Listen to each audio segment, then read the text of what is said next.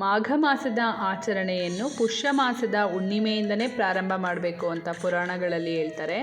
ಹಾಗಾಗಿ ಜನವರಿ 13 ಪುಷ್ಯ ಹುಣ್ಣಿಮೆಯಿಂದ ಫೆಬ್ರವರಿ 26 ಮಹಾಶಿವರಾತ್ರಿವರೆಗೂ ಕೂಡ ಈ ಮಾಘ ಮಾಸದಲ್ಲಿ ಮಾಘ ಸ್ನಾನನ ಮಾಡ್ತಾರೆ. ಯಾರಿಗೆಲ್ಲ ಈ ಮಾಘ ಸ್ನಾನ ಮಾಡಲು ಉತ್ತರ ಭಾರತದಲ್ಲಿ ಕುಂಭಮೇಳಕ್ಕೆ ಹೋಗೋಕ್ಕೆ ಸಾಧ್ಯ ಆಗಿಲ್ಲ, ಅವರಿಗೆಲ್ಲ ನಮ್ಮ ದಕ್ಷಿಣ ಭಾರತದಲ್ಲೇ ಕೂಡ ಅಷ್ಟೇ ಫಲಪ್ರದಾಯಕವಾದ ಒಂದು ಸ್ಥಳ ಇದೆ. ಅದು ಯಾವ ಸ್ಥಳ ಎಂದರೆ ಅಗಸ್ತ್ಯ ಮಹರ್ಷಿಗಳಿಂದ ಪ್ರತಿಷ್ಠಾಪಿಸಲ್ಪಟ್ಟ ಅಗಸ್ತೇಶ್ವರ ಮತ್ತು ಗುಂಜಾ ನರಸಿಂಹಸ್ವಾಮಿ ನೆಲೆಸಿರುವಂಥ ಕ್ಷೇತ್ರ.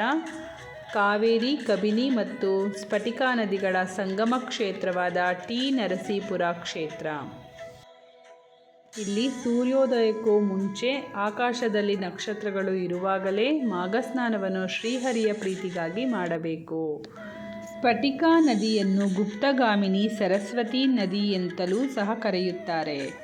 ಈ ತ್ರಿವೇಣಿ ಸಂಗಮದಲ್ಲಿ ಗಂಗಾ ಸಾನ್ನಿಧ್ಯವು ಹೆಚ್ಚಾಗಿ ಇರುತ್ತದೆ.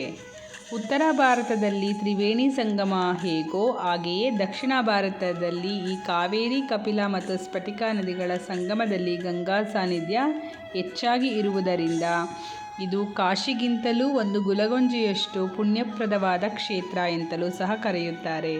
ಹಾಗಾಗಿ ಕುಂಭಮೇಳಕ್ಕೆ ಹೋಗಲು ಸಾಧ್ಯವಾಗದವರು ನಮ್ಮ ದಕ್ಷಿಣ ಭಾರತದಲ್ಲೇ ತ್ರಿವೇಣಿ ಸಂಗಮವಾದ ಟಿ ನರಸೀಪುರದಲ್ಲಿರುವ ಕಾವೇರಿ, ಕಪಿಲ, ಸ್ಫಟಿಕ ಸಂಗಮದಲ್ಲಿ ಬ್ರಾಹ್ಮಿ ಮುಹೂರ್ತದಲ್ಲಿ ಸೂರ್ಯೋದಯಕ್ಕೂ ಮುಂಚೆ ಸ್ನಾನ ಮಾಡಿದರೆ ಗಂಗೆಯಲ್ಲಿ ಸ್ನಾನ ಮಾಡಿದ ಪುಣ್ಯವೇ ದೊರೆಯುತ್ತದೆ.